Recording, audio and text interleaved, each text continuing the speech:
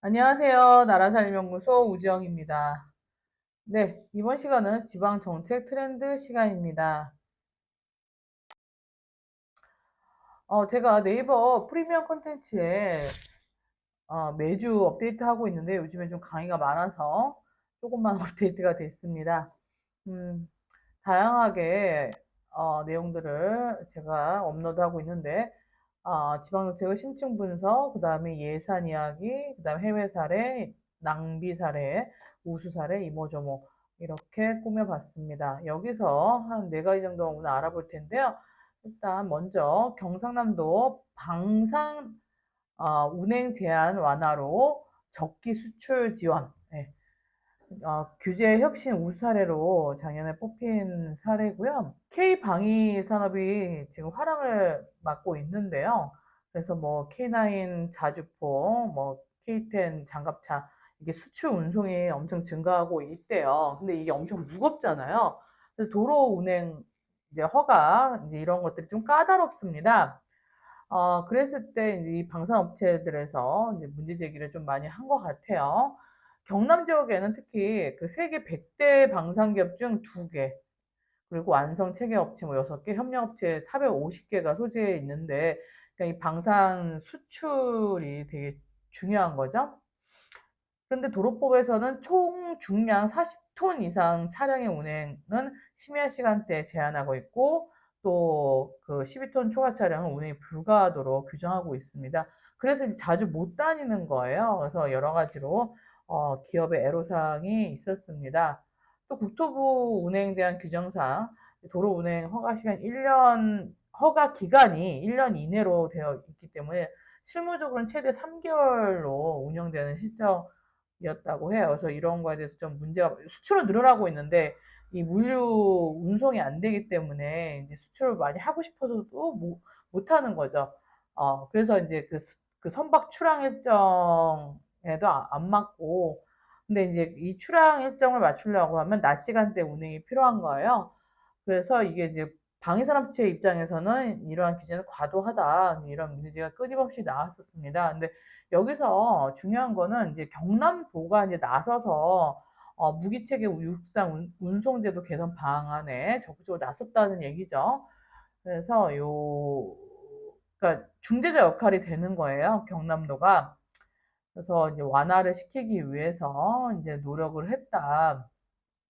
개선된 내용은 크게 세 가지인 거예요. 출퇴근 등 혼잡 시간을 제한, 낮 시간 운행이 가능해졌고, 축중량 제한 기준을 개선해 12톤 이상도 운행하도록 완화되었으며, 특정 노선을 반복 이제 운행하는 차량의 허가 기간 3개월에서 6개월로 연장했다.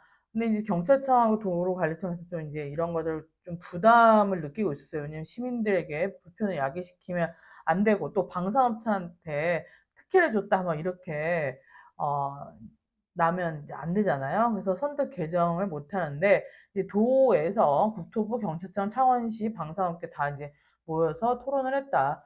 저는 이제 요 부분이 중요하다고 봐요. 그래서 이 지자체가 중간에 이제 코디네이터, 갈등을 푸는 코디네이터 역할을 할 수 있다. 항상 예산만 투여하고 막 이런 차원이 아니라, 그래서 계속적으로 소통을 해서 조금씩 이제 그 조정을 해 나가는 거죠. 그래서 좀 방산업계에서도 또 노력을 해야 되는 거야. 그냥 뭐 요구만 하고 민원만 제기하는 게 아니라 운행 노선의 차량 통행량 조사를 사전에 시행을 해서 시민들한테 불편을 끼치면 안 되는 거잖아요. 그래서 그런 어떤 이제 현황 조사를 정확하게 했다는 이야기입니다. 그래서 뭐 방산 장비 수출 차량을 조금 적극적으로 할 수 있게 됐다. 뭐 이런 내용이고요. 두 번째 이제 경기 고양시 사례인데, 근데 이런 사례들이 상당히 많을 것 같아요. 그래서 좀 주의 깊게 볼 필요가 있는데, 이 공장 중축이 함부로 할 수는 없습니다. 이게 제한구역에서는. 그런데 이렇게 중축을 조금 틈새 규정, 법들을 잘 살펴서 좀 해결했다. 이 내용인데, 이 고양시 같은 경우에 과밀 억제권 어, 여기고, 그리고 개발 제한 구역도 많고 군사 보호 지역 구역까지 합쳐갖고 이 각종 이제 중적 규제가 적용돼서 기업하기 어려운 지역이라는 인식이 조금 있었어요. 근데 특히 덕양구에 개발 제한구역에 위치한 A 기업이 온라인 판로 개척을 위해서 제조시설이 확충이 필요한 거예요. 그런데 공장 중축을 할 때는 개발 제한구역 내에 건축 허가가 안 나온 거죠. 중축이 가능한 면적은 창고 등 부대시설로만 이제 사용이 가능한 겁니다. 그래서 실질적으로 제조 시설을 중축해야 되는데 이게 이제 안 되는 거죠. 그래서 포기를 하고 뭐 다른 지역으로 옮길까 뭐 이런 생각도 했던 것 같아요. 근데 이제 고양시 기업 지원 부서 아까 건축 허가는 다른 부서 건축 허가과 거기서는 불가 판정을 받았는데 고양시 기업 지원 부서 실무진들이 좀 상담을 적극적인 해결 방안을 모색을 했다. 근데 법을 이제 여러 법 관련 법들이 있을 거 아니에요? 그런데 일반적으로 제조 면적은 제조 장비에 위치한 공간의 벽면을 기준으로 산출하지만 산업집적법상 제조시설 면적 구획 방안을 적용하면 제조 장비 외곽을 기준으로 산출할 수 있다는 점에 주목을 한 거예요. 이 담당자가. 즉 기존 제조 시설을 한 곳으로 밀집을 시키고 기존 시설이 위치했던 공간을 분리하면 이 통로 적재 공간 등을 부대 시설로 간주할 수가 있는 거죠. 그래서 추가적인 제조 시설 면적 확보를 할 수 있다. 이런 건데 이렇게 틈새 규정을 면밀하게 이 공무원이 적극적으로 알아본 거죠.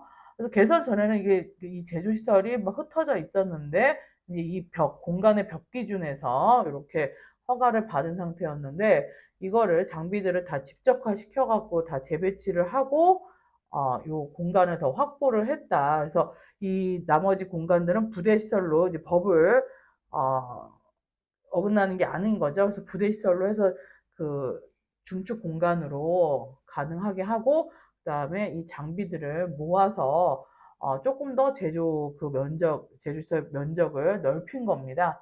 그래서 91억에 불과했던 매출이 이렇게 제조시설을 많이 이제 완비를 하면서 270억까지 증가를 했다는 얘기입니다. 그래서 이런 사례는 상당히 중요한 사례인 것 같아요. 이런 어, 개발 제한 구역에 놓여서 기업들이 제조 시설을 확충을 못하고 건축 허가를 못 받았기 때문에 다른 지역으로 옮기는 이런 사례들이 상당히 많거든요.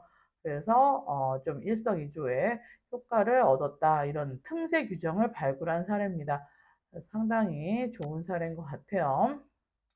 그다음에 이모저모를 알아보면요. 먼저 참 재밌는 사례가 있는데 김밥 축제가 여기저기 열리고 있어요. 왜냐면 이제 K 김밥 해서 그 김밥이 상당히 인기가 지금 많잖아요.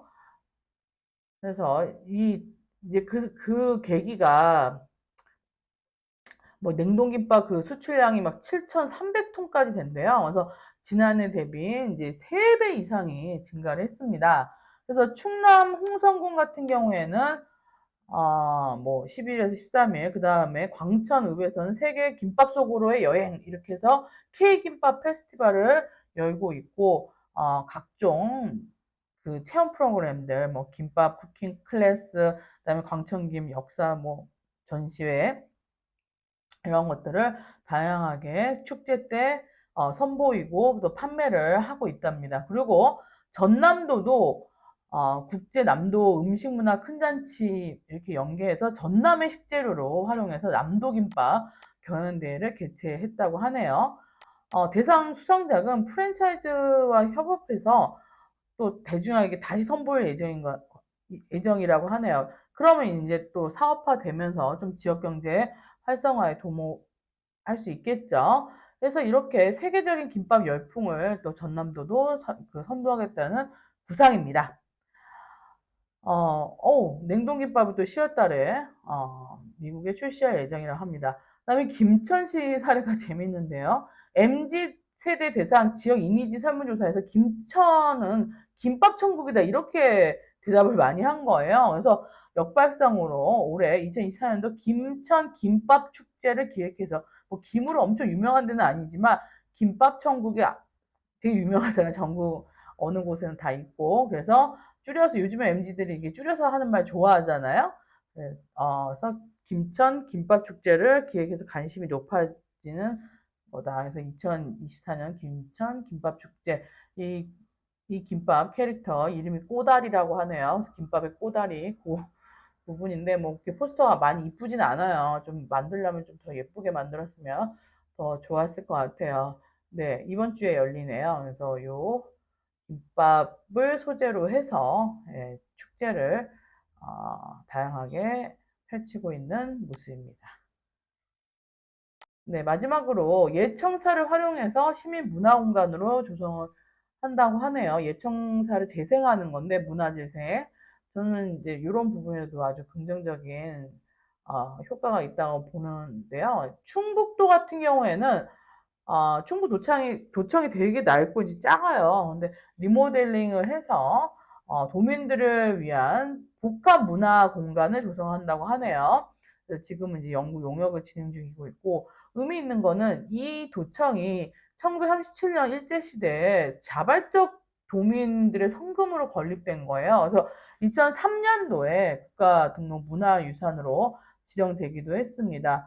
그래서 이제 시민들 대상으로 공청회를 했는데 내부를 도서관, 수장고용 전시실, 카페, 가족 친화형, 세대 통합 문화 공간으로 꾸미는 방안이 제시가 됐다고 합니다. 또한 이제 도는 그 울타리를 철거하고 잔디광장, 뭐 정원을 설치해서 청사를 개방형으로 준비 중에 있고요. 그래서 도청과 주변 지역을 문화관광 거점으로 청주 구도심 활성화를 또 도모하겠다는 계획을 갖고 있습니다. 대전시는 과거 이제 시청사로 썼다가 민간 소유로 넘어간 66년도에 넘어간 철거 위기에 놓였던 옛 대전 부청사를 올해 매입을 다시 한 거예요. 그래서 2026년까지 옛 모습을 복원해서 문화 공간으로 단장할 방침이라고 합니다. 요즘 레트로가 유행이잖아요. 이게 대전 부청사입니다. 이게 철거를 할 뻔했는데 다시 매입했다는 거예요.